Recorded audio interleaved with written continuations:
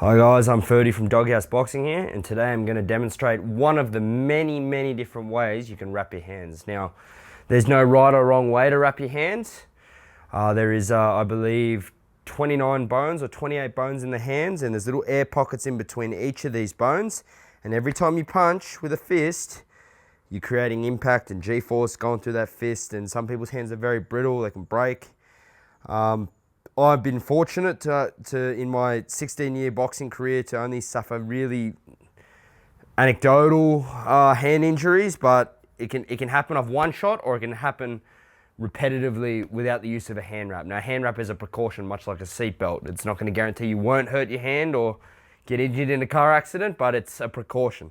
Now, the key areas you want to focus on with your hand are your wrist, your thumb, and your knuckles. Kickboxing have different ways of doing it. I know in our gym, the Doghouse, a lot of the trainers wrap the hands for the fighters, but if you're on your own and you want to do your own workout, this is one of the many methods that I like to use. So I like to go twice over my wrist, starting with that point at the thumb.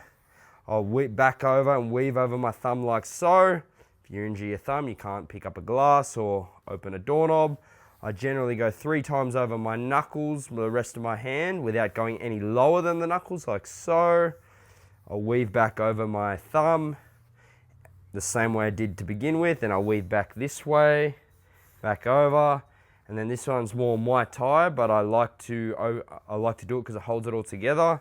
I'll weave in 1, weave in 2, weave in 3, and I'll cover the rest of my hand like so. 1, 2, and 3, and then from here on in, you can just put it where you feel it needs a little bit of extra attention or love. Finishing with that strap over the wrist. Now, in terms of firmness, some fighters like it really tight, some like it really loose. I'm probably in between.